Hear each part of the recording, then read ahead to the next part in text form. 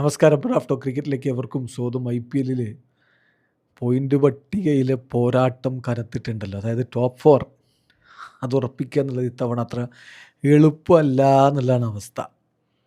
ഇന്നലെ ഇപ്പോൾ ഗുജറാത്ത് ജയിച്ച്, എവിടെ കിടന്ന ഗുജറാത്താ നോക്കണം. ആ ഗുജറാത്ത് ജയിച്ച് 1-ാം സ്ഥാനത്തേക്ക് എത്തിയിട്ടുണ്ട്. ഇന്ന് RCB ജയിച്ചാൽ RCBക്ക് 1-ാം സ്ഥാനം പിടിക്കാം. അപ്പോൾ അങ്ങോട്ടും ഇങ്ങോട്ടും ഒക്കെ കൊണ്ടും കൊടുത്തൊക്കെ പോകേണ്ടി വരും. KKR ആണെങ്കിൽ തുടരൻ വിജയങ്ങളുമായിട്ട് കയറി വരാനുള്ള വല്ലാത്തൊരു ശ്രമത്തിലാണ്.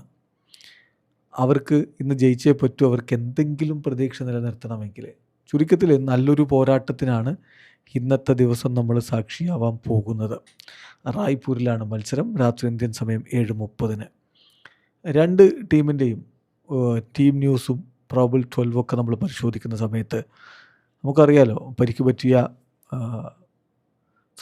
അവരുടെ ഇംഗ്ലീഷ് സൂപ്പർ താരം ഫിൽ സാൾട്ട് അദ്ദേഹം ഇന്നും കളിക്കില്ല എന്ന് തന്നെയാണ് ലഭ്യമാവുന്ന വിവരം. അങ്ങനെയെങ്കിൽ ജേക്കബ് ബത്തൽ തുടരും.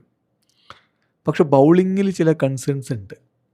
KKR നല്ല ഫോമിൽ നിൽക്കുന്നൊരു ഘട്ടത്തിൽ ബൗളിംഗ് ലൈനപ്പിൽ ചില മാറ്റങ്ങളൊക്കെ വരുത്തിയേക്കും. ജേക്കബ് ഡഫിയെ ഒരുപക്ഷെ അവർ കൊണ്ടുവന്നേക്കാം.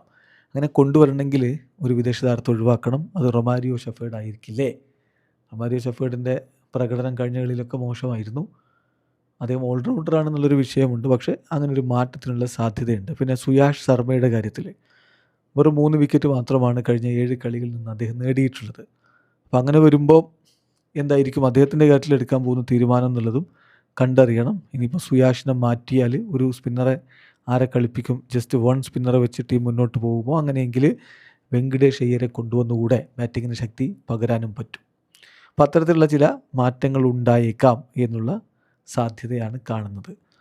അപ്പോൾ RCBയുടെ ഒരു പ്രോബിൾ 12 നോക്കുകയാണെങ്കിൽ Jacob Bethell, Virat Kohli, Devdutt Padikkal, Rajat Patidar, Jitesh Sharma, Krunal Pandya, Tim David, Romario Shepherd അല്ലെങ്കിൽ Jacob Duffy, then Rasikh Salamdar, Bhuvneshwar Kumar, Josh Hazlewood, Suyash Sharma. ഇതാണ് നമ്മൾ പ്രതീക്ഷിക്കുന്നത്. സുയാഷിനെ മാറ്റുമെന്നുള്ളത് കണ്ടറിയണം.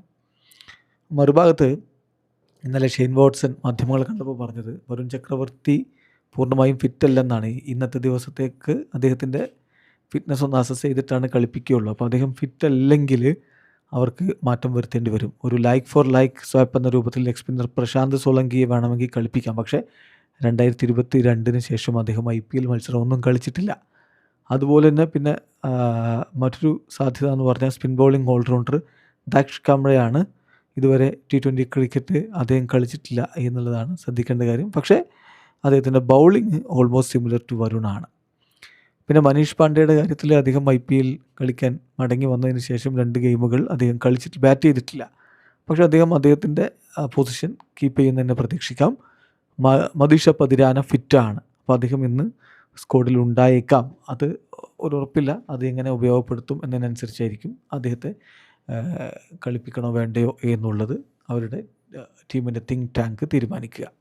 അവരുടെ ഒരു പ്രോബിൾ 12 നോക്കിയാൽ Finn Allen, Ajinkya Rahane, Angkrish Raghuvanshi, Cameron Green, Rinku Singh, Manish Pandey, Rovman Powell, Sunil Narine, Anukul Roy, Kartik Tyagi, Vaibhav Arora, then Prashant Solanki അല്ലെങ്കിൽ ദാക്ഷ് കാംബ്ര. ഇതാണ് നമ്മൾ പ്രതീക്ഷിക്കുന്നത്. അതല്ല ഇനിയിപ്പോൾ വരുൺ ചക്രവർത്തി ഫിറ്റാണെങ്കിൽ അദ്ദേഹം ഇന്ന് കളിക്കുകയും ചെയ്യും. ഏതായാലും മികച്ച രൂപത്തിലുള്ളൊരു പോരാട്ടം പ്രതീക്ഷിക്കുന്നു. വിജയം മാത്രമാണ് KKRൻ്റെ ലക്ഷ്യം. അത് കാലിടറിയാൽ അവരുടെ പ്ലേ ഓഫ് എന്നുള്ള ചെറിയ സാധ്യത ഉള്ളത് മങ്ങിപ്പോകും. RCBക്ക് പരാജയമൊന്നും അവരുടെ സാധ്യതകളെ മങ്ങലേൽപ്പിക്കുന്ന രൂപത്തിലേക്ക് ആക്കില്ല. പക്ഷേ ജയിച്ചേ പറ്റൂ, 1-ാം സ്ഥാനം പിടിക്കണം. വീഡിയോ അവസാനിക്കുന്നു. ക്രിക്കറ്റ് ലോകത്തെ കൂടുതൽ വിശേഷങ്ങളുമായി റാഫ്റ്റോക്സിൽ എത്താം.